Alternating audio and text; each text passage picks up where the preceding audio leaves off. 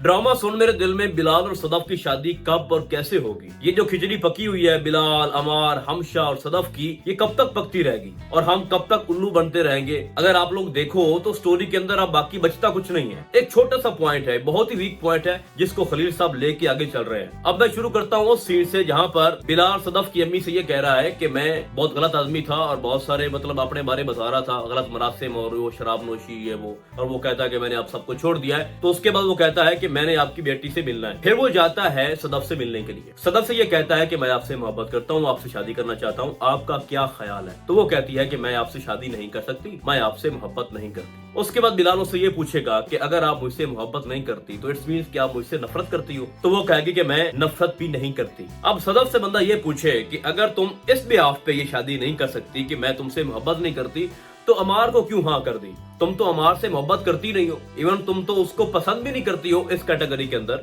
अगर सदफ का वो वक्त याद किया जाए जब उसने कहा कि मैं अपने भाई की जिंदगी के एवज अपना सब कुछ बेचने को तैयार हूँ, और ये बात उसने कई बार रिपीट की थी कि बिलाल सर आप जो करना चाहो आई एम रेडी, मैं सब कुछ करने को तैयार हूँ, बस मेरे भाई को बचा लीजिए। और हैरत की बात यह है कि उसने ठुकरा दी ये ऑफर और कह दिया कि ये लो 8 करोड़ और तुम्हारे भाई को बचा लूंगा। और सदफ को ये भी पता चल चुका है कि मेरे भाई का जो डोनर है वो भी बिलाल है, उसी ने बोन मैरो दिया है भाई। तो इससे बढ़ के और क्या चाहिए तुम्हें। एक छोटी सी रीजन कि हमशा की बात को आपने इतनी अहमियत दी है कि वो कहे कि ये दिन है तो आप समझो कि हाँ दिन है, चाहे वो रात हो। और जो बेचारा सब कुछ प्रूफ कर रहा है कि मैं तुमसे इतनी मोहब्बत करता हूँ कि तुम्हारे भाई के लिए मैंने क्या कुछ नहीं किया। मुझे आप बताओ कि हकीकत में ऐसा कौन करता है। वो जितना भी बड़ा अच्छा बॉस हो, इतनी बड़ी रकम किसी एम्प्लॉय को क्यों देगा, या अपने एम्प्लॉय के बेटे को या उसकी बेटी को, और फिर अपना वक्त क्यों देगा उसको, और खुद डोनर क्यों बनेगा उसका। और एक वक्त में आप खुद को बेच रही हो, और जब उसने सब कुछ प्रूव कर दिया है कि आप वैसी लड़की नहीं हो जिस तरह बाकी हैं, और मैं आपके साथ कोई और लिंक और रिश्ता रखना चाहता हूँ, पाक रिश्ता शादी वाला, तो आप भाग रही हो। तो खलील साहब यहाँ पर आपने सदफ के कैरेक्टर के ऊपर सवाल उठाया है कि वो शादी के लिए तो वो लड़की मान नहीं रही, लेकिन अपनी इज्जत बेचने के लिए वो तैयार है। भाई साहब ये है ना लॉजिक कि पैसों के बदले, भाई के बदले वो सब कुछ करने को तैयार है।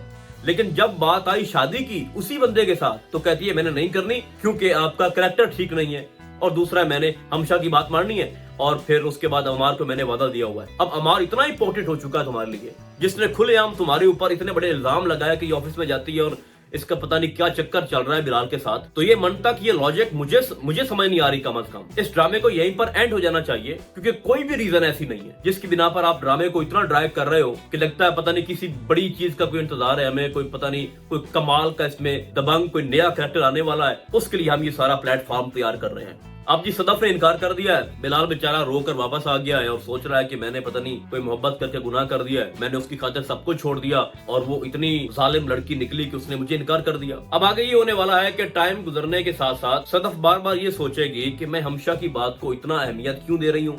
ऊपर से उसकी माँ भी उसको ये बोलेगी कि जहाँ तक मुझे लगता है कि वो एक बात भी झूठ नहीं बोल रहा था, वो तुमसे सच्ची मोहब्बत करता है। ऊपर से उसका भाई भी उसको फेवर करेगा, हत्ता कि उसने एक बार ये कह भी दिया है कि मैं अब उसको बोलूंगा कि वो तुम्हें नजर उठाकर भी नहीं देखेगा। मतलब कि अपनी बहन के लिए थोड़ा सा वो कर रहा था कि आप अगर इतनी इरिटेट हो रही हो उससे तो वो तुम्हारे रास्ते में कभी नहीं आएगा, बिकॉज वो मेरा बहुत अच्छा दोस्त और मेरी हर बात मान लेता है। मतलब कि सदफ ने यहाँ तक बात पहुंचा दी है कि उसका सबसे अच्छा दोस्त जावियार भी कह रहा है अपनी बहन की खुशी के लिए कि वो तुम्हारे रास्ते में कभी नहीं आएगा। मतलब कि वो इतनी तंग आ चुकी है बिलाल से, वही बिलाल जिसको सब कुछ देने को तैयार हो गई थी ये सदफ कि मेरे साथ जो करना कर लो। अब उससे इतना भाग रही है जैसे पता नहीं इसको ये खा जाएगा। और अब अमार इतना अच्छा लग रहा है, उससे कॉल पे बात भी कर रही है और कॉल में इंटरेस्ट ले रही है कि मुझसे बातें करते रहो। अब सदफ जो है आगे जाके उसके माइंड में ये चीज चलती रहेगी कि वो डोनर भी था, उसने इतनी रकम भी दी, इतना टाइम भी दिया, इतना सपोर्ट भी किया, मुझे जॉब भी दी, और मैं एक हमशा की बात पे मतलब एक दिन एहसास तो हो जाएगा ना। जो फजूल का इसमें सस्पेंस डाला है अमार वाला, इसकी कोई तुक नहीं बनती। और उसके बाद हमशा का चेहरा भी सामने आएगा कि उसने ये जानबूझकर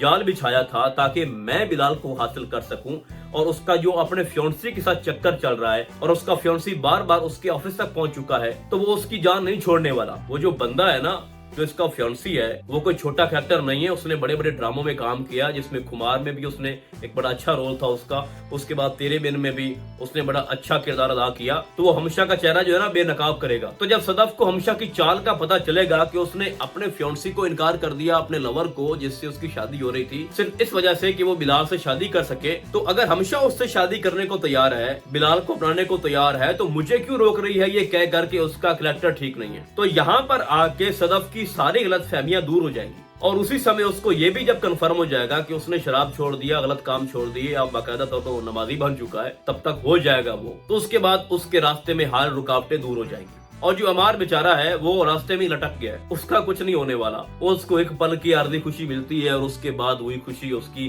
गम में तब्दील हो जाती है। तो मेरे नजदीक ये चीजें चलती रहेंगी, खामखा के इश्यूज बनाए जाएंगे। कभी हमशा कोई बात लेके आ रही है, तो कभी सदफ कोई बात लेके आ रही है, तो कभी कोई मसला अमार लेके आ रहा है। और बेचारा बिलाल अब्दुल्ला, एक बात मजे की आपको बता दूं, कमाल की एक्टिंग कर रहा है, इमोशंस और जिस तरह से वो शो कर रहा था कि जब एक बंदे को मोहब्बत हो जाती है, चाहे वो किसी से हो जाए, तो उसके बाद उसकी जो हालत होती है, कमाल की परफॉर्मेंस है। जितनी तारीफ की जाए ना इस ड्रामे के अंदर वहाज अली की, उतनी कम है। तो भाई ड्रामा सिर्फ हमशा के ऊपर खड़ा है कि जब उसकी हकीकत सामने आएगी कि वो बिलाल को चाहती है और इसलिए उसने सदफ को बिलाल से दूर रखा, और उसके बाद सदफ को जब यकीन हो जाएगा कि बिलाल अब ठीक हो चुका है, तो भाई कोई चीज भी ऐसी नहीं होगी जो उसको रोक सकेगी सदफ को बिलाल से शादी करने को। तो मुझे नहीं लगता कि इस ड्रामे के अंदर कोई इतनी बड़ी कोई उसके अंदर भूचाल आने वाला है या कोई नया ट्विस्ट आएगा कि सब हैरान रह जाएंगे, ऐसा वैसा कुछ भी नहीं है। और सदफ और बिलाल की शादी आराम से हो जाएगी और ये सब कुछ थोड़ा एंड में होगा, सेकंड लास्ट एपिसोड में या शायद लास्ट एपिसोड में हो। तो इसके अलावा इस ड्रामे के अंदर कुछ भी नहीं पड़ा। और मैं फिर से कहूंगा कि बहुत ही फजूल किस्म की अनवैलिड वो मंतक है जिसके ऊपर इन्होंने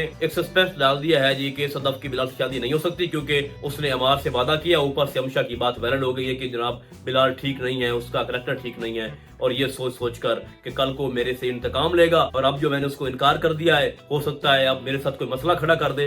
तो इतनी वो डर गई है, तुम्हारे साथ जो भी करे उसका एहसान इतना बड़ा है कि अगर उसने डिमांड कर भी दी है कि मुझे सदफ चाहिए, तो आप लोगों के पास कोई भी ऐसा जवाब नहीं है कि आप लोग इनकार कर सको। तो खलील साहब थोड़ा रहम करो हम सब पे भी और इस ड्रामे के ऊपर भी। पता नहीं वो आपने कहां से ये मंतक निकाल के रख दी है, पता नहीं आप अपनी जाती लाइफ को इसमें शामिल कर रहे हो, ये क्या इशू है। By the way drama interesting थोड़ा सा हो चुका है और यही इसकी स्टोरी है, इससे ज्यादा कुछ नहीं होने वाला। तो फिलहाल आज के लिए बस इतना ही। हम आपको बहुत जल्द मिलेंगे किसी और ड्रामे के नैरेटिव में, तब तक के लिए अल्लाह हाफिज।